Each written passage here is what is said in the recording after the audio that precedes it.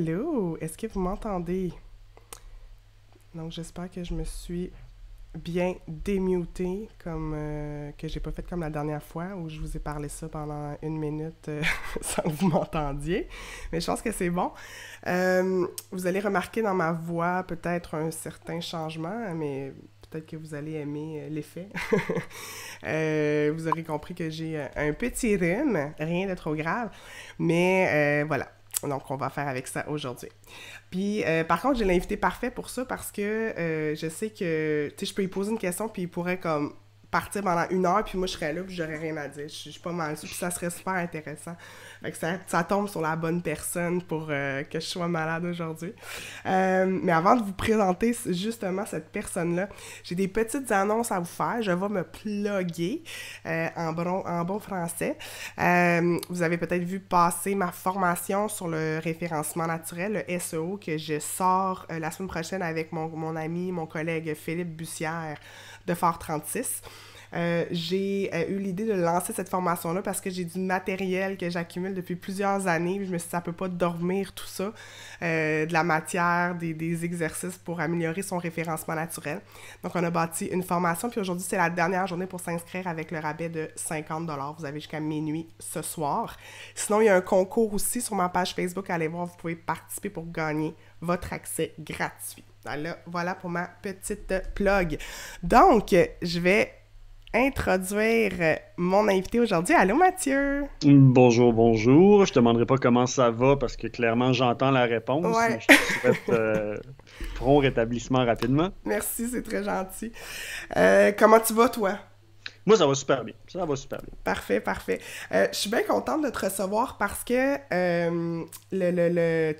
tu navigues dans le milieu du marketing numérique, de l'entrepreneuriat web, mais surtout de la formation en ligne. Et s'il y a quelque chose qui a explosé dans la dernière année, déjà que c'était très présent depuis quelques années, mais dans la dernière année, là, je pense que je me trompe pas si je dis que c'est comme un peu fou.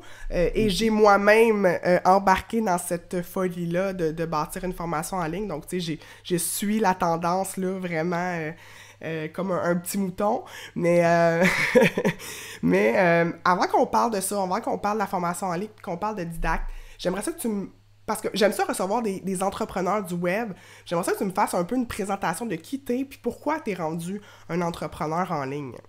OK. Je suis, selon les dires de plusieurs de mes amis et en fait, j'allais dire de mon entourage proche, mais en même temps, ceux qui me connaissent savent que je suis quand même sauvage, fait que mon entourage proche n'est pas si grand. Mais pas mal tout le monde s'entend pour dire que je suis une bébite, je suis une bébite un petit peu spéciale dans la mesure où comme plusieurs entrepreneurs, l'autorité et me faire dire quoi faire, me donner un cadre trop rigide, ça n'a jamais cadré. Fait que j'étais prédisposé, je vais le dire comme ça, à être entrepreneur. J'ai pas commencé dans le web. Dans le fond, moi, je suis dans l'entrepreneuriat depuis que j'ai 16 ans. J'ai donné quand même quasiment une dizaine d'années de ma vie à plus qui est le divertissement, OK? mais qui m'a toujours amené dans une approche très MVP, très bootstrap, très soit créatif, même si tu n'as pas les ressources. Mhm. C'est la beauté mettons justement, entre autres, l'industrie de la musique. Puis je trouve que c'est un modèle, c'est une philosophie qui se rapproche énormément euh, de la philosophie qu'on doit avoir pour tout ce qui est les entreprises en ligne, parce que très souvent, tu n'as pas besoin d'avoir une grosse équipe pour avoir un beau projet dans les mains. Il faut juste que tu Mhm. sois créatif dans ton marketing, dans les outils disponibles, dans quelques petits hacks quand c'est possible. Fait que c'est ce qui m'a amené un petit peu dans l'entrepreneuriat puis où est-ce que je suis présentement. Là. Puis ça fait combien de temps que Didacte et roule? Disons qu'on rentre dans notre 5e année. On célèbre cette année notre 5 ans. Puis Didacte, c'est vraiment un LMS québécois. C'est-tu comme le seul qu'on a au Québec? C'est pas le seul. C'est sûr que je le dis de façon très humble, au Québec, on n'a pas beaucoup de compétition. Les autres plateformes québécoises, très souvent, sont développées par des entreprises qui ne sont pas des entreprises techno, mais des entreprises pédagogiques. Donc, c'est les Ouais. créateurs de contenu qui ont développé à côté leur outil interne pour diffuser le contenu. Mais Mhm. c'est pas le core business. Donc, ça vient assez limitant si tu veux sortir de leur cadre. C'est plus un outil pour vendre leur vrai produit qui est le contenu qu'autre chose. Puis, tu sais, de notre côté, c'est sûr que l'angle de la francophonie internationale, ben nous, ça, c'est notre cheval de bataille. Ouais. Nos compétiteurs directs, lorsqu'on se fait évaluer par les Capterra, les G2, des choses comme ça, c'est les plateformes américaines, West Coast, financées à grands coups de millions. Je suis pas capable d'aller jouer sur le marché américain qui est paid ads avec des budgets de millions. Je le sais, mais plutôt que me plaindre de mon côté, mais je fais juste aligner ma stratégie complètement différente. Donc, Didac, on mise énormément sur le côté 100% bilingue. C'est développé au Québec, absolument. On a une approche très, je veux dire, on ramène l'humain dans le SaaS business. Là. Ouais. Trop souvent, pour ceux qui ne savent pas c'est quoi un SaaS, c'est un Software as a Service. Le mot service est très important dans un SaaS. Il y a trop de business et des apps qui se disent un SaaS, mais qui n'a pas le volet justement service et qui c'est plus un produit qu'autre chose. Ouais. Donc, j'essaie de ramener ça un petit peu plus, puis c'est ce qui nous distingue. Là. On n'est pas tant une business d'acquisition, mais vraiment plus un business de rétention. Donc, s'il y en a qui n'ont pas encore entendu parler d'Idac, ce qui est possible, évidemment non souhaitable, mais possible. Mais c'est ça, c'est qu'on fait pratiquement tout organique. On commence nos premiers balbutiements là, dans le paid ads plus officiel dans les mois à venir. Là. OK. Puis tu sais, j'ai dit rapidement, là, LMS, probablement que les gens le savent, là, c'est un Learning Management System. Donc, vous, c'est que ça que vous faites, dans le fond. C'est que exact. De la formation en ligne. Si je pense à d'autres plateformes, comme par exemple La Tranchée, qui a d'autres choses autour, là, donc qui n'est pas juste axé sur la formation en ligne, mais il y a une communauté et autres. Vous, c'est votre spécialisation, votre spécialité, c'est vraiment les gens qui souhaitent utiliser votre plateforme pour mettre en place une formation en ligne. Ceux qui veulent de l'autonomie complète et de la flexibilité. T'sais, mettons, pour refaire un parallèle avec La Tranchée que les gens vont connaître dans ta gang, on n'est pas un marketplace. Ce n'est pas une plateforme collective où tout le monde peut venir créer du contenu et du jour au lendemain, oui, tu as un canal de distribution, mais tu es aussi en compétition avec d'autres personnes dans ton secteur. Donc, de notre côté, nous, c'est vraiment chaque client a sa plateforme, c'est ses couleurs, ses logos. Il est 100% responsable de générer son propre trafic. Ouais. Tout le monde est en vase clos, indépendant des autres, donc tu n'es pas en compétition par défaut avec personne. Il peut avoir deux formations très très similaires, puis ça ne change rien parce que c'est deux personnes différentes qui les donnent. Exactement, c'est ça. Nous, il n'y a pas de point de contact. C'est un des éléments que justement, des fois, les gens nous contactent. Moi, on n'est pas capable d'avoir un produit fini. Je suis comme, c'est normal parce nous, on n'est pas là pour faire le marketing de nos clients, absolument pas. Puis en même temps, on respecte justement cet angle de privacy un peu là, de dire, il y en a qu'on va sur demande présenter parce qu'on a l'autorisation, mais par défaut, je ne voudrais pas faciliter, mettons, l'étude de marché de quelqu'un puis rendre ça facile d'aller voir ce qui dirait que c'est compétiteur. C'est pas notre angle. Là. Non, tout à fait. Puis c'est tout à fait... c'est très bien parce que c'est un type de service qui est certainement très, très en demande. Là. C'était quoi le nom de la plateforme? J'ai pas retenu le nom. Jamal, c'est Didact. Didact, le nom de la plateforme. Si tu tapes ça dans Google, tu vas le trouver tout de suite. Puis merci Jamal et Mathieu. Mon mari est toujours très présent pour me dire si le son fonctionne. Mais les autres qui sont là, puis... là, je pense que j'ai fait une erreur en voulant lancer le live. J'ai voulu le lancer à même la clé de stream dans l'événement, mais je l'ai lancé comme pas dans l'événement. Donc là, on est 7. Je suis super contente, mais habituellement, on est comme plus que ça, Mathieu. J'espère que tu m'en voudras pas. Honnêtement, genre, je suis zéro, je vois rien. Là. Non, mais c'est ça, tu vois pas. Mais c'est parce que habituellement, on est maintenant autour d'une 20aine, puis je sais que t'as fait de la promo, puis là, je suis là, j'ai pas lancé le live à la bonne place. C'est mon cerveau plein de pas... C'est ça. Au final, si ça peut aider une personne aujourd'hui, gars, moi, c'est oui, non, puis absolument, puis c'est pas pour la quantité qu'on le fait. Puis c'est bien... Non, ultimement, je suis pas là. Là, je parle de Didac parce que tu me poses des questions, mais moi, mon truc, présentement, c'est pas là pantoute. C'est juste si je suis capable d'amener du monde à débloquer leur projet, tant mieux. Exact. Puis justement, tu sais, parce que moi, je t'ai connu cet été quand tu as participé au festival web de création de contenu de Alexandra Martel. Puis j'ai vraiment tout de suite accroché, j'ai tellement aimé ton franc-parler, j'ai vraiment aimé comme... Tu sais, je me disais par après, je dis, ça c'est le genre de gars, quand tu veux une opinion, là, va voir Mathieu. Genre, tu veux avoir l'air juste, tu sais, il va pas être complaisant, là. Il va vraiment te donner son opinion. Après, ça vaut ce que ça vaut, hein. Chacun a droit à son opinion. Mais je t'ai saisi comme ça. Faut faire attention. Admettons, avec moi, il faut faire attention quand tu me demandes une opinion. Ouais. Je vais te la donner, puis je vais te la donner, elle sera pas diluée dans l'eau, ça va être « This is what it is ». Tes émotions, si tu me demandes mon opinion, je m'en fous un peu. Là. Non, c'est ça. Fait qu'il faut être prêt à entendre. Si je prends le temps de te répondre, c'est parce que j'ai ça à cœur, je vais te donner l'heure juste. De là, comment tu réagis, ça ne m'appartient pas. Ouais, exact. Non, puis ça, quand on est conscient de ça, ben c'est parfait. C'est très puissant. Ouais. Donc, ce que je disais à ceux qui sont là présentement en live, si vous avez des projets de formation en ligne, si vous voulez poser des questions à Mathieu, écrivez dans le live, on va répondre à vos questions tout au long du live. Mais, bon, pour commencer, là, c'est quoi le genre de profil de gens qui partent une formation en ligne? Y a-tu un genre tu sais, d'une checklist, là, j'ai ça, je suis comme ça, pour se dire, bon, OK, j'ai le profil qu'il faut pour partir une formation en ligne? Honnêtement, ça tire de tous les côtés. C'est sûr que tu as des lignes directrices. Maintenant, est-ce qu'on veut tirer des lignes directrices? Il y a une grosse différence entre ceux qui lancent un produit de formation en ligne et ceux qui ont du succès avec. Là. Déjà là, on vient de créer un contraste. Mais règle générale, je te dirais qu'il y a deux audiences. Là, évidemment, aujourd'hui, tout ce que je vais dire, corrige-moi si je me trompe, je vais dans l'optique des personnes qui veulent vendre la formation en ligne. Ouais. Parce qu'on est aussi très présent dans les entreprises qui veulent former les employés. Oui, c'est ça. Un autre créneau, une autre réalité, mais exact. Basé sur ta communauté, je vois vraiment... C'est plus les gens qui auraient des entrepreneurs qui auraient du contenu puis qui souhaiteraient le... Oui, exact. Exact. Fait que t'as la personne qui... Puis là, c'est pas une... Là, c'est moi qui parle, OK? Ça ne reflète pas les opinions de mes employés, mes actionnaires. Je parle en tant que personne individuelle.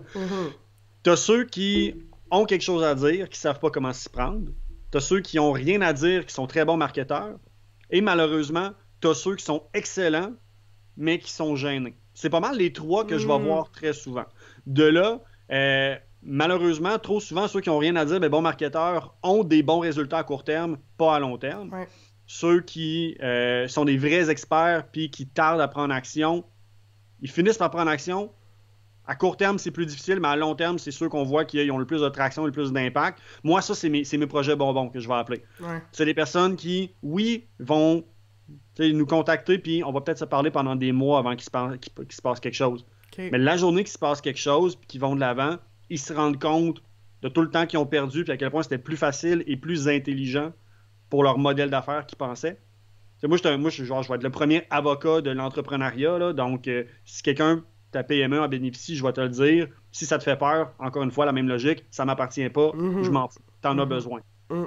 Donc, c'est sûr que faut comprendre que si tu donnais de la formation en salle, puis tu le fais depuis des années, ça veut pas dire que tu vas être bon en ligne et que tu vas avoir des résultats qui sont capables de pivoter ton audience d'un coup non plus. Donc, ça, on en a eu beaucoup qui se sont cassés la gueule parce que ils ont fait le switch technique, ils n'ont pas fait le switch pédagogique dans l'approche. Ouais. Donc, il y a une couple de devoirs à faire, mais quelqu'un qui, honnêtement, a un intérêt sérieux et une volonté, tu sais, faire un switch, il n'y a pas tant d'étapes requises et elles ne sont pas tant difficiles. C'est du temps à mettre. Mais ce n'est pas, il n'y a pas tant d'incertitude. À partir de là, c'est de décider la stratégie du lancement pour la personne. Tu sais, on me demande souvent, c'est quoi la meilleure stratégie? La meilleure stratégie, c'est celle que tu vas être capable de mettre en action. C'est mieux de très souvent, tu sais, il y a des personnes qui sont hyper perfectionnistes, puis leur projet mène à rien, même s'ils ont vraiment quelque chose à dire, juste parce que ils aboutissent pas. Ouais. C'est mieux de dire, gars, commençons plus modeste, puis optimisons par après, puis fais juste ajuster ton angle marketing. Si tu commences plus modeste, va pas mettre du gros paid ads là-dessus, puis tout. Commence avec ton premier niveau, deuxième niveau de réseau de contact, et après ça, c'est toutes des choses qui s'ajustent, sans trop d'incertitude, mais au final, l'important, c'est de prendre action si tu as vraiment quelque chose à dire. Ouais. Ah, ça, c'est tellement, quand tu dis les perfectionnistes, je pense, c'est les gens qui vont être le plus... qui vont souffrir le plus dans la création de contenu, de formation, parce que, de un, ça sera jamais parfait, aux yeux d'un perfectionniste encore moins, puis de deux, c'est que si tu attends que ça soit parfait, tu vas attendre longtemps, puis plus tu attends, plus il y a des gens autour qui peut-être vont plus vite que toi, qui ont moins ce besoin que ce soit parfait, qui vont se présenter avant toi et peut-être prendre ta place. Mais aussi, c'est que le temps que tu perds, parce que à partir du moment où tu la lances, ta formation, c'est juste le début, là. C'est le début de la peaufiner, de l'optimiser, comme tu dis. Donc, tu vas lancer quelque chose que tu penses parfait, ben, tu vas te le faire dire assez vite Ton que c'est pas premier parfait. jet, acceptez tout de suite que votre premier jet va tout le temps être de la merde. Il peut être utile, mais versus le vrai potentiel que ça Qu'est-ce peut que être, ça peut c'est être, vraiment ouais. très mauvais. Puis un élément qui est sous-estimé d'un perfectionniste, c'est qu'en effet, il tarde à prendre action, il se fait voler, oui, je vais dire l'opportunité dans le marché, mais il va bâtir une frustration à long terme parce que justement, il voit que les personnes qui ont pris sa place sont moins bonnes, moins clean, mais qui ont des résultats. Oui. Donc, il y a une ironie derrière ça parce que ce que tu remarques et ce qui te frustre, c'est la preuve en soi-même que tu n'as pas besoin d'attendre pour avoir des résultats. Mhm. Mais du fait que tu viens frustré, tu as de moins en moins le goût de prendre action pour autant. Fait que tu Ouais. t'isoles encore plus dans ton inaction. Mhm. Puis t'as dit autre chose, là, quand t'as dit que c'est beaucoup de travail, là, moi, je m'attendais vraiment pas à ça, là. J'ai commencé ma formation cet été, puis je m'attendais pas à mettre autant d'heures et autant de travail sur le contenu, sur, comme tu dis, adapter la pédagogie pour le web, parce que ça fait quand même 8 ans que j'enseigne, comme tu dis, en salle, en présentiel. Mais l'autre côté, c'est tout le volet marketing, brander ton affaire, que t'auras beau avoir la meilleure formation, tout après l'acquisition de clients, démontrer ta pertinence et tout, c'est presque autant de temps que le volet du contenu. Donc, les gens qui pensent se lancer en formation en disant « je vais faire des revenus comme ça, j'enregistre tout ça, j'ai plus besoin de me répéter », c'est pas magique, là. Vraiment pas. C'est pas magique. C'est sûr qu'il faut comprendre, avant de s'entrer dans un projet comme ça, c'est quoi comment ça se passe dans mon modèle d'affaires, puis c'est quoi mes leviers stratégiques. Très souvent, tu as la mauvaise erreur de penser, comme tu l'as dit, que les gens vont aller se lancer dans un projet en pensant que ça va devenir une vache à lait. Que ça va générer des revenus directs de la vente de tes formations, puis que ça va bien aller.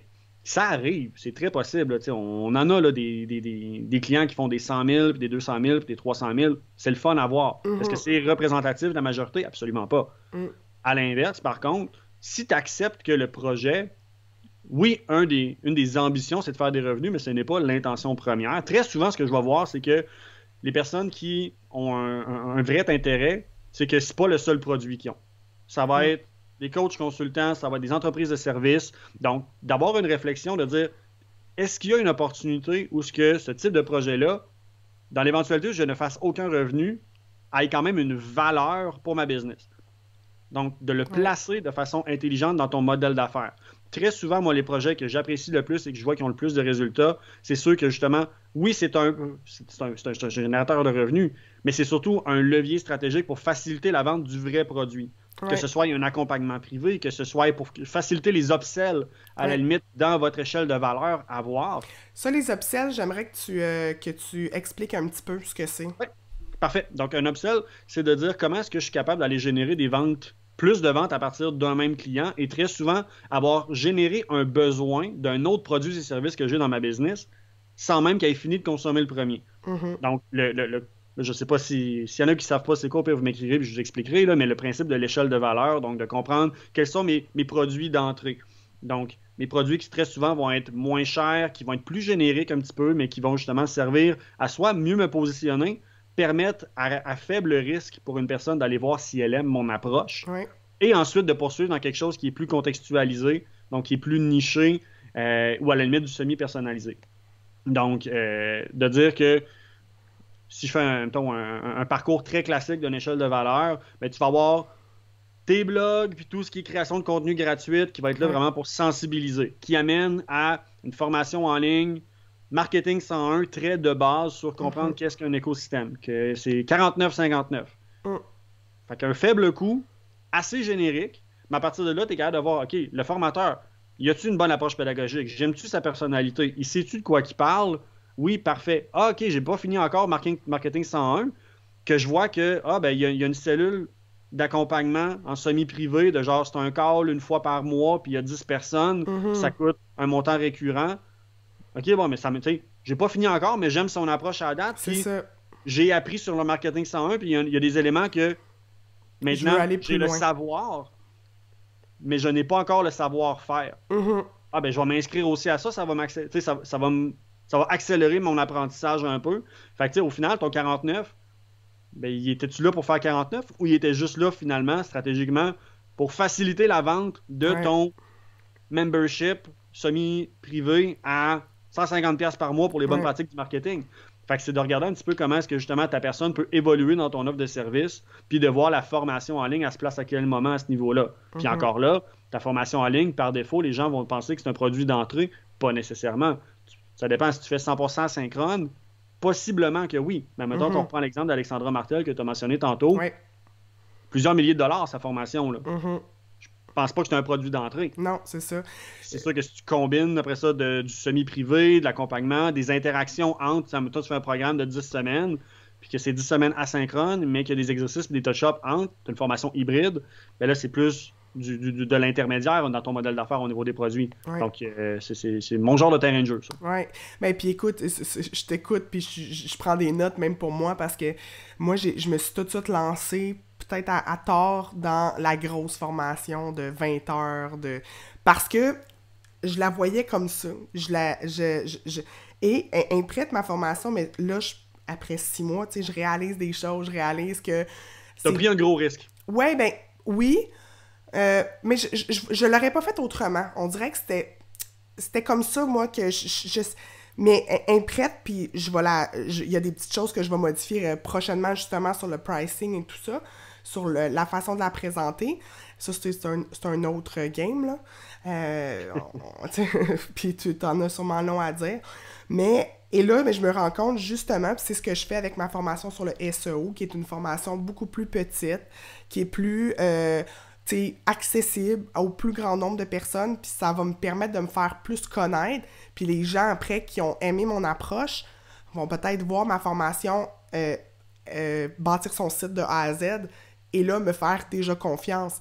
Donc, je l'ai comme pris à l'envers, Mais mais... pas nécessairement, tu sais, faut pas te.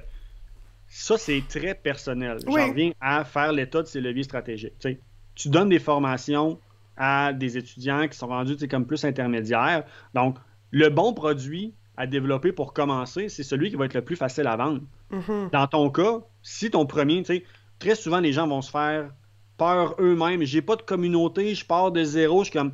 Tout le monde a une communauté minimale. Tu oui, n'as peut-être pas un groupe Facebook, ST, puis un infolette ou peu importe, oui, mais tu connais des gens. Ces mhm, gens-là ont un besoin, puis théoriquement, si tu es dans ton environnement est sain, ben, tu as des gens qui ont des intérêts similaires. mhm, Fait que, tu sais, si tu penses qu'à court terme, c'est plus intelligent de développer une formation de 20 heures parce qu'elle vaut plus cher, mais que tu vas avoir plus de facilité à la vendre, ben go! oui, C'est sûr que par contre, si j'avais pas de ton positionnement de professeur dans genre le système scolaire et mhm, autres, puis que je partais de 0-0, bon, mais là, c'est pas la même game. oui, Possiblement qu'en effet, c'est plus facile d'aller.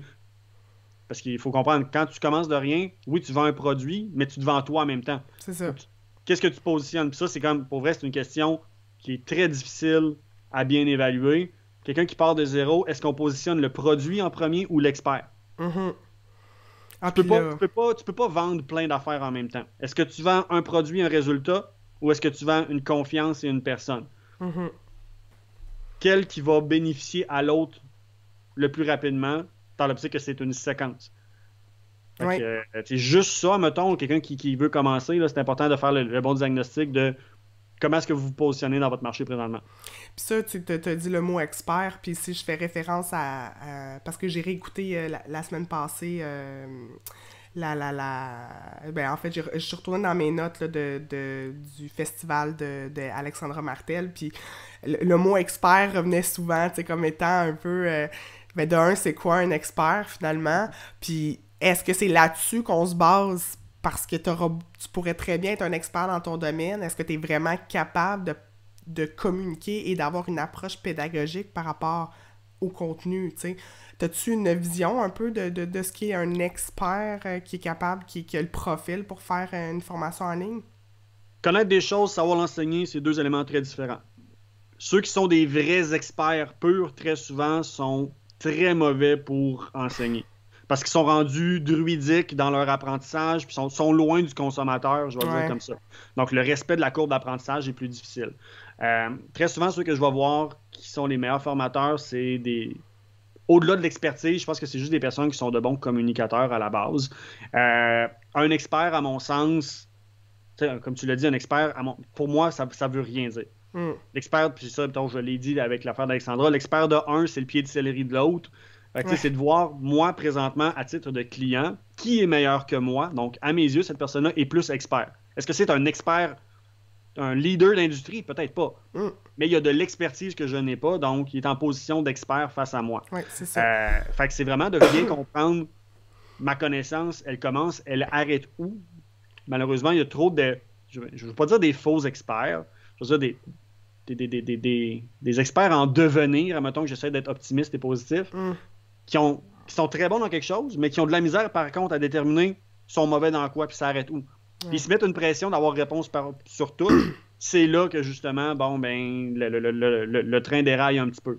Parce qu'ils vont mal gérer les attentes au niveau du marketing, ce qui fait qu'ils vont vendre à des personnes qui ont des besoins qu'eux ne peuvent pas répondre, mais du fait qu'ils ont vendu, ils vont essayer de répondre, ils donnent des mauvais conseils, ils donnent des mauvais impacts, puis gros effet boule de neige qui se fait. Donc, ils se décrédibilisent au final. Là, exactement. Puis au final, ça aide personne parce que la personne qui a acheté cette formation-là, elle a eu une mauvaise expérience, puis tu viens de scraper la perception de la formation en ligne pour ce consommateur-là. Il y a encore beaucoup d'ambassadeurs négatifs pour la formation en ligne parce que tu l'as mentionné en entrée de jeu, c'est un marché qui a explosé dans la dernière année, mais qui était quand même déjà, je ne veux pas dire saturé, encore de la place, mais qui s'en venait quand même assez crowded l'année passée. Donc, les gens ont de plus en plus de comparatifs, mais en même temps, quelqu'un qui fait son premier saut dans la formation en ligne, c'est une mauvaise expérience, il ne reviendra plus. Non. Même si pourtant, il y a beaucoup de bons contenus, de bonnes formations. Exactement. Fait que c'est à faire attention avec ça. Fait que moi, quelqu'un qui se brande comme un expert, j'ai toujours un malaise parce que de vendre une formation sous l'angle de la personne et de l'expert en soi, ce n'est pas vendre le résultat. Moi, je fais attention à ça. Au final, la personne, elle n'achète pas une personne, elle achète un résultat. L'expert, un vrai expert, est supposé être plus adapté pour lui garantir ou l'approcher de ce résultat-là. Mais ça ne devrait pas être l'argument numéro 1. Mais est-ce que l'argument de dire tu achètes aussi une personnalité quand tu achètes une formation en ligne parce que tu achètes la personnalité du formateur, parce que veux pas, tu vas l'avoir dans tes oreilles, tu vas écouter son contenu pendant plusieurs semaines, voire une année complète et plus, faut que cette personne ait réussi à te charmer là, aussi là, dans le processus. Oui, mais la personnalité ne fait pas l'expertise. Tu as des personnes qui ne sont pas experts puis que j'ai adoré leur formation parce qu'ils sont sympathiques puis ils ont du charisme.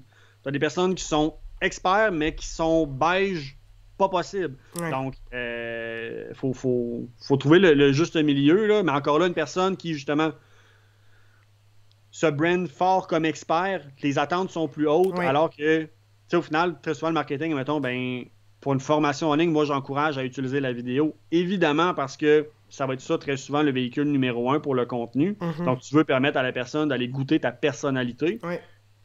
Mais on s'entend que ce qu'elle va acheter, l'expertise, tu n'as pas tant le temps de la montrer réellement dans une publicité de 30 secondes. Non. Ce que tu fais, c'est que tu démontres ta personnalité, ta saveur. C'est ça. Donc, rendu là, as-tu vraiment besoin d'être un expert pour leverager ta personnalité? Je pense pas. Fait que y a comme une nuance ici qu'il faut faire attention. Non, c'est bon. C'est vraiment tout à fait, comme tu dis, une nuance qui est importante. Puis t'en as parlé un petit peu que les formations, puis tu dis, bon, le marché est peut-être pas saturé, mais déjà très, t'as dit crowded, là, très, comment on pourrait dire ça en français? C'est un secteur qui est occupé. C'est ça, exact. Puis ça me fait penser, il y a quelques semaines, j'entendais Pierre-Yves McSween à la radio qui disait, tu sais, qui riait un peu de ces modèles-là, puis surtout, bon, les coachs, parce que aussi le mot coach n'a pas nécessairement bonne presse, parce que c'est aussi, coach de vie, là, on dirait que les gens font des amalgames. Puis c'est ça, puis et tu sais, il riait un peu de ça, de dire, bon, le webinaire aussi, là, le webinaire gratuit qui mène à un tunnel de vente, tu sais, puis qui disait, bon, des webinaires, puis là, tu te fais embarquer, t'as un webinaire gratuit, puis là, après, on te propose de te vendre un produit, puis là, bon, tu l'achètes-tu l'achètes pas, etc. Puis tu sais, il était très, c'est ça, il y avait une vision très négative de la chose, puis bon, évidemment, ça m'interpelle, parce que c'est exactement ça que je fais. Donc, ça m'a comme, pas blessé, mais ça m'a fait comme, ben oui, mais il y en a des bons aussi, là, c'est pas juste du monde qui sont là pour vendre de la scrap, tu sais. Fait que cette mauvaise presse-là, toi, est-ce que tu la vis comme à tous les jours? vision négative un petit peu? Est-ce que je la vis? Non, parce que c'est pas nous qui fait le marketing. Est-ce que je la remarque? Absolument. Mais tu sais, il y a un élément qu'il faut comprendre entre les deux. Le véhicule, qui est la formation en ligne, ne fait pas la tactique qui est utilisée pour la mousser. Mm. Ce qui est toxique, à mon sens, en effet, c'est beaucoup plus la tactique en amont. Tu sais, je veux dire, tout le monde, c'est quelque chose qui a été overdone de le petit e-book, le webinaire, Ouais. qui t'amène dans un funnel, avoir un tripwire à quelque part. Je suis comme... Mm. Je veux dire, ça fait des années et des années que dans ma tête, c'est déjà overused. Là. Mm-hmm. Fait que c'est sûr que les gens deviennent de plus en plus blasés parce qu'ils se font séduire tous de la même façon. Ouais. Je t'amène au bar, puis je te line up 6 gars qui t'essayent avec la même pick-up line. Je veux dire, a plus d'effet. Le premier va peut-être marcher, mais après... Exactement, c'est ça. Ouais. Fait que je trouve que malheureusement, dans le marketing de formation en ligne, il y a trop de personnes qui vont s'appuyer sur des frameworks prêts à utiliser Ouais. sans vraiment essayer d'être... Tu sais, justement, je trouve ça ironique un peu de mettre tellement d'efforts sur trouver notre positionnement, notre couleur unique quand on parle de notre personnalité, puis de tomber super flat après ça dans la mécanique de la chose. Donc, à ce niveau-là, ben oui, je le vois en effet. Je pense pas, par contre, le webinaire, moi, personne, maintenant, le webinaire, jamais que tu vas me voir là. Okay. C'est un bon véhicule marketing, ce n'est pas un véhicule pédagogique. Absolument pas. Non. Je trouve que c'est un entre-deux perdant-perdant entre défi technologique, pas de contrôle de l'environnement nécessairement parfait sur le son, l'éclairage, puis en même temps, pour le participant, je trouve que c'est des trop longs contenus, c'est pas adapté pour ça. Mais la formation en ligne en soi, si on l'amène dans une approche qui est plus organique, qui est plus authentique, moi je pense qu'il n'y a pas de problème avec ce véhicule-là en soi. Ouais. Je pense que Pierre-Yves, son angle est plus justement sur la mécanique que sur la formation en ligne en soi. Mais tu sais, les gens font peut-être... Oui, je sais, les gens, tu parles de ça, puis c'est... C'est comme la même chose, c'est ça. Exactement. Exact. Mais tu sais, puis moi, des webinaires, j'en fais, puis j'essaye vraiment que ça soit genre des crash courses où je donne beaucoup de valeur, mais c'est que pour l'instant, avec mes moyens, c'est ce qui fonctionne. Tu sais, ça fonctionne quand même. Mais ça fonctionne pour enseigner ou pour attirer... Non, pour aller créer de l'intérêt. Oui, l'intérêt. Complètement. Exactement. Non, ça, je suis à la même place que toi. Ouais. Si dans un optique d'aller chercher de l'attention puis sensibilisation, il n'y a pas de problème. Oui. Ah oui, carrément. C'est pas du tout, non, comme tu dis, c'est pas du tout la formation, c'est vraiment comme un petit apéro, là. C'est juste pour montrer comment que j'interagis, comment je réponds aux questions, puis et aussi quand j'ai pas les réponses aux questions, parce que on n'a pas des réponses à tout. Dans mon dernier webinaire, c'est arrivé, j'ai pas de réponse, je vais aller chercher la chercher, la réponse, puis ça, c'est une autre affaire aussi que dans la dernière année, j'ai appris. Ben, ça fait quand même un moment parce que j'enseigne depuis plusieurs années, mais à ne pas avoir réponse à tout et que c'est tout à fait normal et ne pas... Parce que là, après, tu te tapes avec le fameux syndrome de l'imposteur, tu te dis, ben là, je devrais savoir ça. Tu sais, non. C'est non seulement, c'est pas juste important, c'est nécessaire. Juste aux yeux du pour ta crédibilité, ne pas savoir quelque chose et l'admettre, ça va te positionner encore plus comme expert. Oui, absolument. Tu as touché un élément qui est super important, puis que c'est une des... On parlait des personnes qui prennent pas action tantôt, le syndrome de l'imposteur, là, c'est top 3 là, des raisons. Là. Oui. J'aurais... Comme la seule cheap plug, admettons, si j'en ai une affaire, on le sort, je pense que c'est la semaine prochaine, sur le podcast des instigateurs, c'est le sujet que je recouvre. Puis c'est un sujet qui a été couvert une fois puis un autre, là. Mais justement, je prends l'angle pas... Trop souvent, on pense que le syndrome de l'imposteur, c'est pour la personne qui commence. J'explore beaucoup plus l'angle de... Ça fait 5-10 ans que tu es en business, puis tu l'as encore. Oui. Quand ça fait 5-10 ans que tu es en business, puis tu l'as encore, t'en parles à personne. Parce qu'on se met une pression de comme... Mes affaires vont bien, je roule, je devrais pas. Newsflash, ça arrive à beaucoup plus de personnes que vous le pensez. Fait que vous irez l'écouter si vous le vivez encore. Oui, absolument. Mais justement, j'explique ça, que justement, le fait que si tu respectes pas le produit que tu vends, à qui tu le vends, puis qu'est-ce que tu vends, ben très souvent, t'es la première raison de ton syndrome de l'imposteur. Parce que tu entretiens des mauvais patterns de ne pas respecter ce que tu es capable de livrer. Donc, par rapport à qu'est-ce que tu vends. Ou sinon, c'est que tu shootes trop large dans ton marketing. Puis là, ben, t'es très bon dans un sujet avec un type d'audience, mais tu as voulu le vendre à tout le monde. Ouais. Fait que le fait que là, tu le vends à des personnes moins alignées, fait que tu vas commencer à douter de toi-même, puis tu vas baisser la qualité ensuite, vraiment, avec même la personne qui était bonne au début. Là. Ouais. Donc, c'est des mauvais patterns toxiques qu'il faut vraiment briser. Mais définitivement, lorsque tu es dans une position d'éducation, je veux dire, tu as une responsabilité par rapport aux personnes qui sont devant toi, qui ont payé pour. Ouais, donc, c'est une belle dose d'humilité, je trouve, de savoir notre corps est de sable, il arrête où, puis de se limiter à jouer dedans. Ouais, puis c'est comme quand on commence en affaires. Tu sais, moi, quand j'ai commencé, là, je faisais tout. Là. Je suis en marketing numérique, là, fait que je vais faire de la rédaction, je vais faire de la gestion de médias sociaux. Sûrement. Tu le faisais, tout à moitié. Ben oui, non. Puis c'était aussi que j'y prenais aucun plaisir. Fait que là, je me suis entourée des gens, tu sais, comme la rédactrice avec laquelle je travaille, qui est Diane, là, c'est une perle, elle est tellement extraordinaire. C'est elle qui rédige, c'est elle qui... Les articles de blog sur mon site, c'est elle qui les signe aussi. C'est elle qui m'aide à écrire mes infolettes. Ça part toujours de moi, mais j'ai besoin d'aide pour pimper la patente. Parce que je suis pas la meilleure là-dedans. Ça va être mieux fait, ça va être fait plus vite.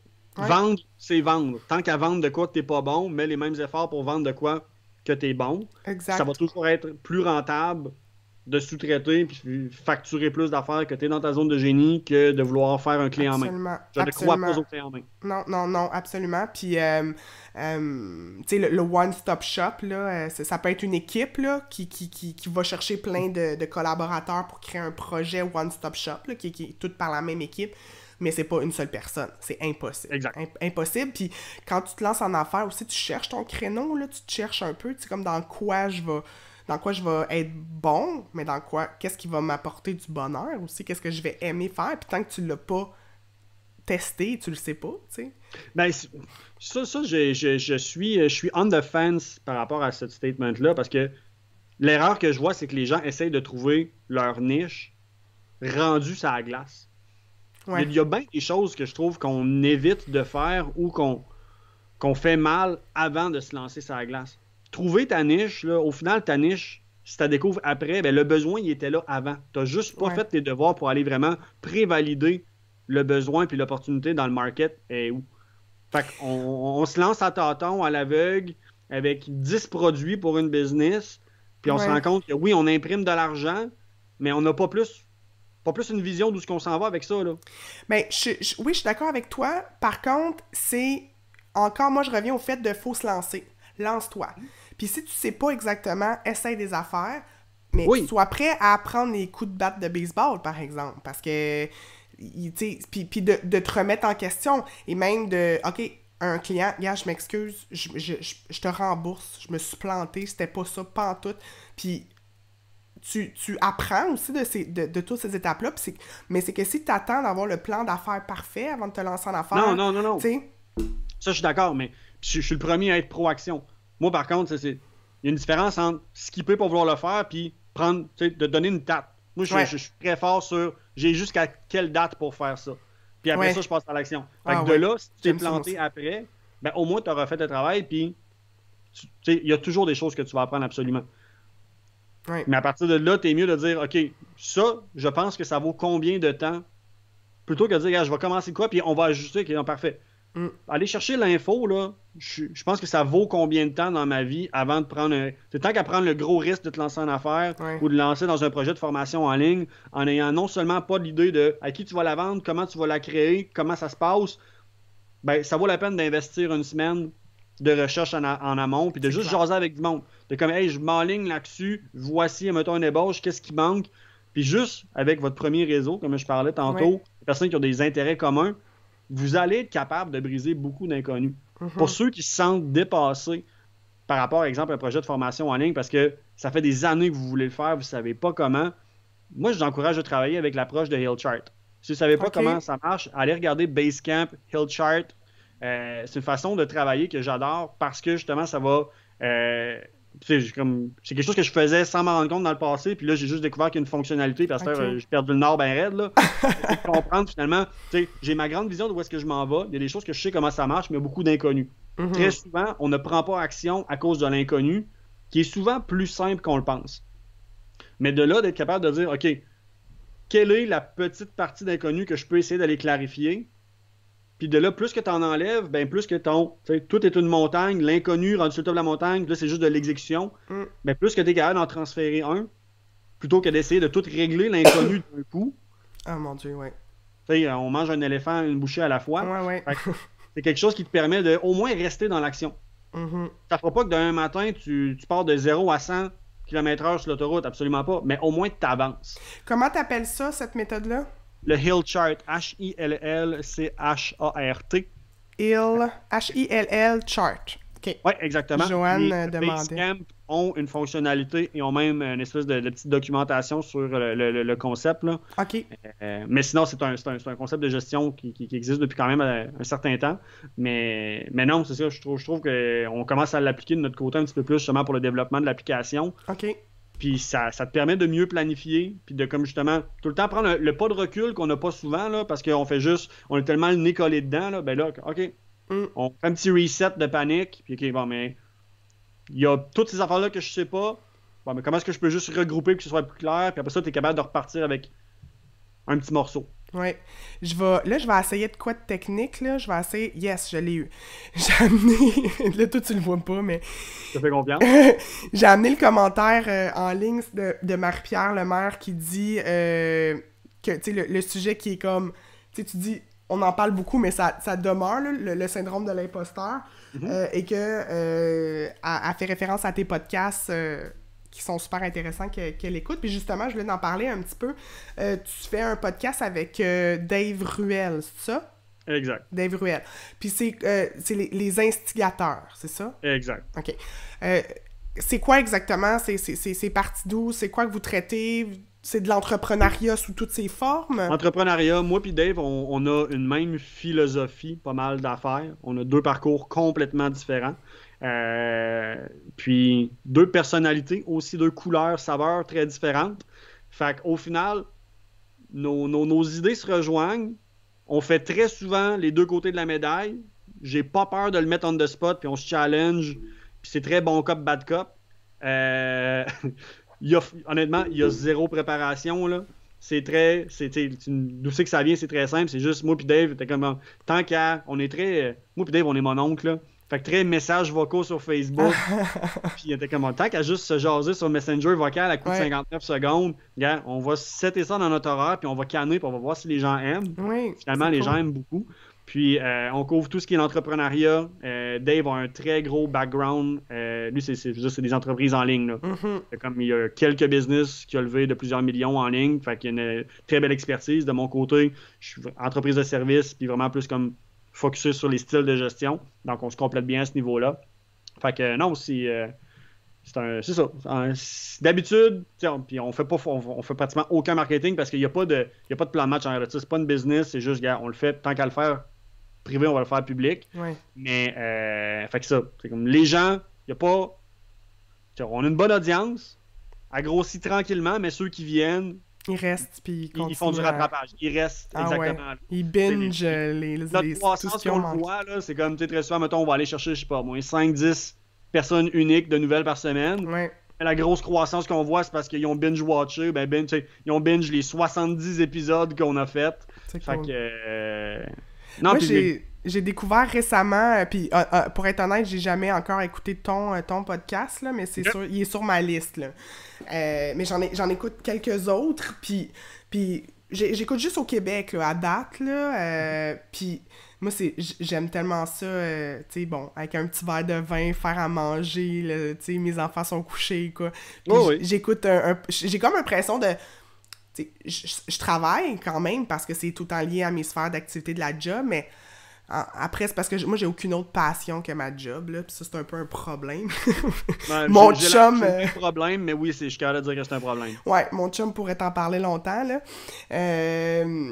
Mais bon, fait que, tu sais, j'ai comme l'impression d'être moins dans le travail, tu sais, j'écoute... Tu sais, tant qu'à écouter une émission de radio, là, pour vrai, ben c'est ça, mais ça te permet de réfléchir de quand même des sujets que... L'idée du podcast, j'aime beaucoup, beaucoup. Est-ce qu'on a des questions? Si vous avez des petites questions, là, avant qu'on termine, là, il reste un petit 10 minutes. J'avais une question à te poser. Est-ce que... Parce que là, on parle beaucoup des entreprises dans le numérique, mais parce que moi, c'est ça que je fais, qui font de la formation en ligne. Mais n'importe quelle près ou à peu près peut faire une formation en ligne? Y a-tu des sphères d'activité que tu te dis, ben non, on peut pas faire de formation en ligne là-dessus? Pour vrai, là, c'est tellement large. J'en reviens à la créativité, puis au final, on est entrepreneur pour ça, pour avoir la liberté de créer. Il y a beaucoup de business de produits qui bénéficieraient à créer de la formation en ligne. C'est là, aujourd'hui, on a vraiment parlé dans nos optiques de vendre de la formation en ligne. Ouais. Il y a des créneaux spécifiques qu'il y a zéro vente. Tu sais, que ce soit, mettons, au niveau produit, tout ce qui va être succès client, éducation sur comment bien consommer ton produit physique, qui fait que la personne le consomme plus régulièrement. Ouais. Si c'est un produit qui a une durée ou bien une quantité d'usage limitée, ben, tu sais qu'il va être obligé d'en consommer plus. Ouais, sinon, grosse logique de base, un client qui consomme mieux ton produit est plus satisfait, il en parle plus. Des fois, tu as des éléments. On a une compagnie, un de nos clients aux États-Unis, que c'est du calfeutrage isolant thermique. Okay. Il n'y a pas plus beige et old school que leur clientèle, c'est des inspecteurs d'assurance pour le feu, à savoir si justement les affaires étaient anti-feu. Aux normes, là, OK. Exactement. Ouais. Mais tu sais, eux, ce qu'ils font, c'est que c'est vraiment, ils ont levé un programme de certification pour les installateurs pour s'assurer que justement, ce soit fait de façon conforme. Ouais. Des business d'application, que c'est vraiment juste pour, bon, mais voici comment bien utiliser notre outil. Ouais. Non, il y a tous les champs d'activité qui peuvent s'y prêter. Ouais, puis... C'est sûr que des fois, il faut être plus créatif, mais j'en reviens à... Ça se place comment dans ton modèle d'affaires? Ouais. Puis la pandémie nous l'a montré parce qu'on a pu faire tellement de choses à distance. Tu sais, même je voyais des cours de maquillage à distance que j'aurais jamais pensé comme... Tu sais, mais oui, ça en tout cas, ça doit marcher. Puis j'en ai pas rien qu'une, là, mais des formations sur les sages-femmes. Ah, tu vrai? Ben oui, mon Dieu. Genre, tu sais, pour vrai, comme des formations de pose d'ongles, sages-femmes... formation évidemment sur comme tout ce qui touche le marketing service évidemment. Oui. Pour vrai, comme divertissement, passion, les éléments, il y a rien qu'on voit pas pour vrai là. C'est vraiment intéressant. Moi, la première fois que j'ai été comme que j'ai connu la formation en ligne, ça fait quand même j'étais à mon ancienne job, je pense que c'était peut-être en 2012 à peu près, 2010. Puis on avait trouvé de l'information sur des cours de tennis en ligne. Puis on avait comme ri, on était comme, tu sais, un peu genre, vraiment pas futuriste notre affaire. C'est comme, ben voyons donc, ça n'a pas d'allure, des cours de tennis en ligne. Mais clairement, là, genre, c'est la posture, comment, tu sais, mais c'est sûr que ça marche, tu sais. Oui, ça va prendre un bout en personne, là, clairement, là, si tu veux apprendre le tennis à un haut niveau. Mais il y a tellement de choses qui peuvent se partager. Oui, tu sais, je veux dire, un exemple que je reprends souvent, on a une formation qui c'est une formation sur la soudure. Je veux dire, clairement qu'il va falloir que tu ailles un moment donné dans une shop faire un test technique avec la soudeuse dans les mains. Là. Ouais. Mais tu sais, c'est de comprendre que c'est faux de penser que tout doit être en ligne. C'est faux de penser que tout doit être en salle. C'est de trouver ce juste équilibre-là. Très souvent, c'est un accélérateur pour justement, plutôt que passer une journée à t'apprendre à souder en ligne, à souder en salle, puis 80% c'est du théorique, qu'on dit tout le temps la même affaire, ben mon chum, allez le faire en ligne, puis quand tu veux, puis à la place ben, de prendre une journée, on te prend 1 heure dans le shop, à coup de 10, viens souder de quoi, merci, bonsoir, tu pars, puis c'est un job. Ou bien, où la journée reste une journée, mais où tu poses toutes tes questions, où t'es plus dans... C'est ta valeur ajoutée. C'est ça, exactement. Moi, c'est quand j'ai décidé au mois d'août de me lancer à une formation en ligne, je venais de me taper comme 4 mois de formation avec le PAC, là. J'en ai eu, la là, quantité de consultants qui sont arrivés de notre...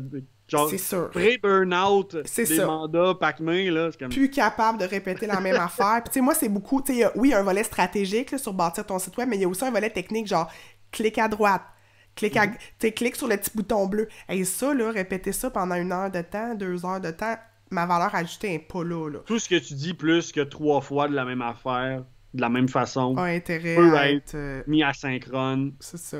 That's it. Ouais. Il y a une question de Marie-Pierre aussi, Marie-Pierre Lemaire, qui demande, est-ce qu'il y a des marchés qui sont saturés d'après toi? Y a-t-il des marchés qui n'ont plus de place? Ben, je veux dire, je ne crois pas en affaires qu'un marché devient saturé à 100%. Je pense que oui, il y a une épuration. Puis tu peux toujours rentrer, puis si t'es meilleur qu'un autre, ben tu vas te faire ta place. Ça va débarquer d'autres personnes. Fait que ça vaut tout le temps la peine de s'essayer. Est-ce qu'il y a des marchés qui sont beaucoup plus saturés que d'autres? Évidemment. tout ce qui va être le marché du leadership. Là, ça s'est baissé, mais pour vrai, tout ce qui était PNL, ésotérique, pour vrai, genre au printemps, ça avait aucun maudit bon sens. Mais sinon, c'est ça. Comme je te dis, présentement, mettons, si j'étais quelqu'un en leadership, est-ce que j'irais? Oui, j'irais pas sous l'angle de leadership. Ouais. Faut que, tu sais, un marché qui est saturé, il reste de la place tout le temps, si tu niches dedans. Ouais. C'est juste de resserrer le plus possible ton positionnement pour que tu te trouves un spot qui n'est plus saturé. Plus que tu vas être générique, plus que c'est saturé, c'est sûr et certain. C'est ça. Je connais pas le positionnement de Marie-Pierre, mais je suis sûr qu'on pourrait gratter à comprendre.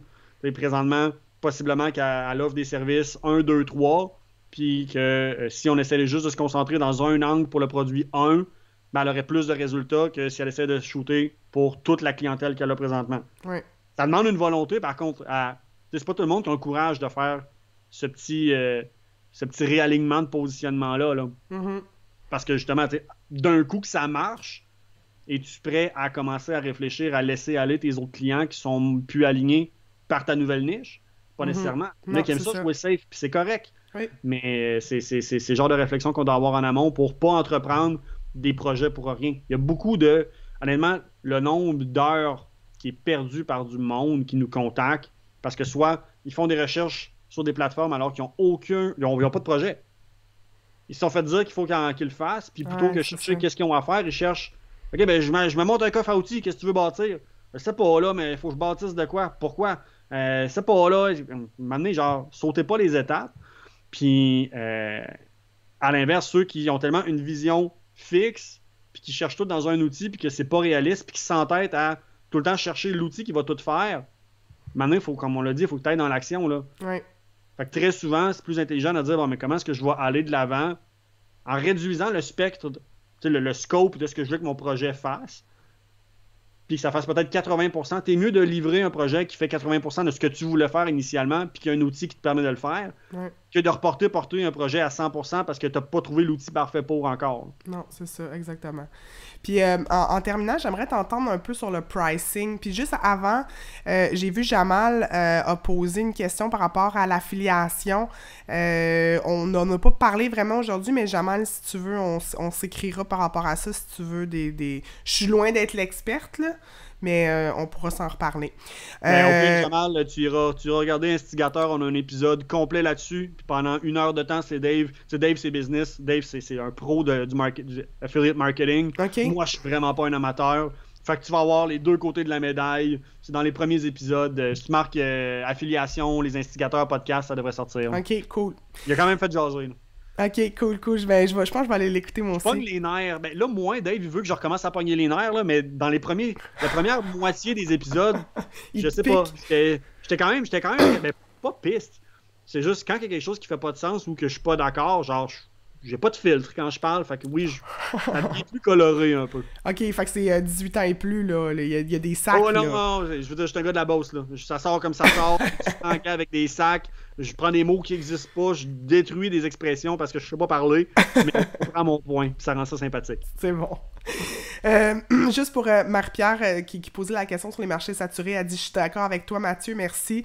On aura peut-être l'occasion d'en discuter un jour. » Donc, Marie-Pierre, gêne-toi pas pour contacter Mathieu. Toujours de très bons conseils.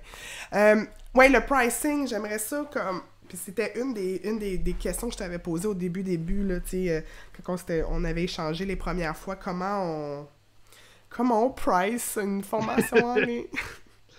C'est tellement comme... Il y a différents...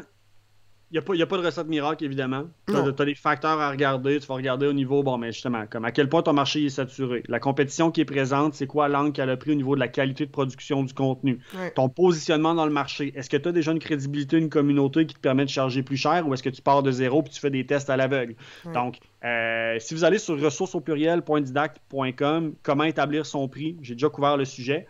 Sinon, un élément qui n'est pas couvert dans cette capsule-là, puis j'en reviens encore une fois, c'est comment ça se passe dans ton modèle d'affaires. Présentement, vu que le marché est plus saturé, une stratégie que j'encourage de plus en plus, acceptez de ne pas faire de l'argent avec vos petites formations. T'es mieux de... Mettons, là, on embarque sur... Je reviens à l'échelle de valeur. Là. Ouais. Do it yourself, done with you, done for you. Le volet do it yourself, on essaie d'aller charger des formations 30, 40, 50, 60 piastres. Prenez le bet de le donner. Les gens, c'est pas parce qu'ils ont les outils qu'ils savent quoi faire avec. Ouais. Puis ça va être beaucoup plus facile d'aller dans les paliers intermédiaires et plus hauts qui sont plus payants, qui ont moins de disponibilité, évidemment. Mais là, je dis ça dans l'optique où si vous voulez une business qui fait de l'accompagnement, c'est sûr que si vous voulez être, admettons, Geneviève Gauvin, qui fait que du mass Qui va market, être que pas dans en des ligne, games c'est encore ça. là. C'est ça, Là, moi, je parle sur mes paramètres. Déjà, je suis capable de dire ce que je viens de dire, c'est biaisé possiblement avec ce que je ferais personnellement. Ouais. Mais au minimum, comme ça, ben, tu te permets d'aller prendre le pari que les gens qui vont te contacter, ils ont validé ton approche, ils se sont rendus compte qu'ils sont pas... Les gens, c'est un constat pessimiste. En fait, moi, je pense, on me dit pessimiste, moi, je le vois juste réaliste. Puis qu'à date, quand je le prends en stratégie, il est payant. Les gens, on peut pas leur faire confiance au niveau de la formation. Tu auras beau leur donner gratuit, je te garantis que il y a une raison pour laquelle le taux de complétion moyen d'une formation, c'est à peu près 30% en ligne. Là. C'est vraiment pas Donc, beaucoup. d'avoir accès au contenu, accès aux outils, fait pas que tu le finis. Non. Puis même si tu as fini, les gens, c'est pas parce qu'ils ont le savoir qu'ils ont le savoir-faire. Il y en a qui vont être capables, tant mieux. Mais très souvent, les gens vont se rendre compte, OK, j'ai essayé par moi-même, j'ai des résultats, mais ils ne sont pas suffisants. Quelle est l'étape seconde? Ah ben, j'ai aimé son approche, je vais regarder si elle peut m'aider en privé, semi-privé. Oui. Donc, vraiment, de le voir comme un vecteur pour des produits Exact. plus high-ticket un petit peu. Oui. Puis de ne pas essayer d'aller justement comme faire l'étape mitoyenne d'un petit prix pas cher. Comme... Très souvent, là, tu fais juste te limiter. Je trouve que c'est perdant un peu parce que tu mets plus à risque des personnes qui sont qualifiées pour tes vrais produits parce que tu as voulu être radin un peu avec un petit 20-30$. Si vous êtes à 20-30$ pour arrondir votre mois, OK, prenez-le parce que vous en avez besoin pour manger. Mais si vous pouvez vous le permettre, là, soyez... c'est le premier niveau, là. La quantité de... Moi, à mon sens, un expert, c'est quelqu'un qui n'a pas peur de donner son savoir gratuitement parce qu'il sait que, justement, il va... Savoir une chose, savoir l'appliquer, c'est deux éléments différents. Exactement. Puis c'est aussi de... Les gens qui ont vraiment besoin vont revenir. Ils vont venir vers toi pour avoir ton service. Ceux qui n'en avaient pas besoin, que tu leur donnes gratuit ou pas, ils l'achèteront pas au final. Donc, tu qualifies aussi ta clientèle de cette manière-là. Puis moi, je veux tellement pas vendre ma formation à quelqu'un qui en a pas besoin. Là. Ce serait là... Il y a beaucoup de monde, tu sais. Ce que tu viens de dire, c'est super noble, puis genre, je suis pareil, là. Mais une des raisons pour laquelle le marché a un peu de mépris, c'est parce qu'il y a encore un bon pourcentage de personnes qui ne pensent pas comme ça. Ouais. La quantité de, tu sais, marketers ruin everything, là, qui sont là pour faire de l'argent facile, puis ce serait facile de dropper des noms présentement, chose qu'on fera pas. Non. Mais tu sais, vous allez facilement les identifier. Ceux ils veulent ton argent, puis un coup que tu as payé, puis tu commences la formation, tu te rends compte que n'a pas été développé dans une optique où ce que c'était fait pour faciliter l'apprentissage. Il l'a fait de la façon que lui voulait enseigner, se crissant un peu des résultats. Lui, c'est gars, t'as payé pour, mais t'en as une formation. Moi, ma job, c'était de donner le contenu, je me fous de ce qui se passe après, c'est pas une philosophie que j'endosse. C'est d'avoir le souci comme toi t'as, d'avoir un impact, ce qui, je pense, est le requis numéro 1 lorsque tu crées un produit de formation en ligne. C'est pas de faire l'argent. Tu veux-tu avoir un impact réel? Oui, parfait. La formation, c'est un véhicule, mais à partir de là, tu s'embarque dans les suivis que tu vas faire, dans les exercices, dans les ateliers que tu vas donner aussi. Ouais. Donc, il y a une réflexion plus large à ce niveau-là. Oui, tout à fait. Puis, tu sais, moi, dans mon modèle aussi, c'est qu'il y a de l'accompagnement. Là. Moi, ça, j'y tenais beaucoup. À toutes les 2 semaines, j'ai des classes virtuelles. Fait que, tu sais, je veux dire, si ma formation est pourrie, moi, me le faire dire là, dans les classes virtuelles après, tu sais. Fait que, puis, juste pour conclure, là, tu sais, moi, quand j'ai commencé à enseigner, là, j'avais comme un côté de moi qui disait faut pas que j'en donne trop parce que sinon les étudiants vont devenir meilleurs que moi. J'avais comme cette idée-là que après ils allaient prendre ma place, tu sais, mais c'est con, hein, c'est vraiment... Mais je veux dire, honnêtement, t'es pas la première personne, t'es pas la seule. T'as déjà entendu ça? Mais tu sais, juste d'un point de vue purement logique. Si les gens viennent pour toi pour apprendre, t'as toujours un step en haut. Ben c'est ça, même exact. Le temps qu'ils assimilent, j'aurais beau te donner 100% de ma tête présentement, le temps que tu comprennes quoi faire avec, je suis rendu ailleurs. Oui, puis si ça fait 10-15 ans que tu le fais, t'as déjà non seulement les connaissances, mais cette expérience-là d'une dizaine d'années que ces gens-là ont pas. Fait que donne-leur-en pour leur argent, là, même s'ils ont rien, ils ont même pas payé, là. Ça s'ajoute pas l'expérience. 10 ans d'expérience, ça prend 10 ans d'expérience, that's it. Faut le faire, faut passer au travail des 10 années, c'est ça, exactement. Hey, je te remercie énormément, Mathieu. C'était tellement intéressant. Je suis très contente que tu aies accepté mon invitation. Si vous avez d'autres questions, là, gênez-vous pas puis vous abonner aux pages de Didacte. Vous avez beaucoup de vidéos, tout ça, de l'information. Récemment, je voyais aussi un truc passer avec Alexandra Martel sur son expérience et tout. Fait que allez voir là, ce qui se passe du côté de Didacte. C'est super, super intéressant. Puis moi, je vais commencer à écouter ton podcast dans les prochains jours, là, avec un petit verre de des vin. nouvelles. J'ai l'impression que ça va te divertir et je serais pas surpris que tu pognes les nerfs et que tu t'ostines avec ton radio, peu importe ce que tu... C'est bon. Avec toi ou avec Dave, ça doit dépendre des sujets. Exact. Tu vas trouver quelqu'un avec qui pas être d'accord, puis c'est ce qui fait que c'est le fun, parce que les gens, ça les amène à être challengés, puis réaffirmer leurs croyances. Ouais. Fait que c'est un modèle qui fonctionne bien. Parfait. Ben good, je te remercie beaucoup. Je te laisse aller. C'est moi qui te remercie pour l'invitation. Ça fait plaisir. Salut tout le monde, à la semaine prochaine. Bye.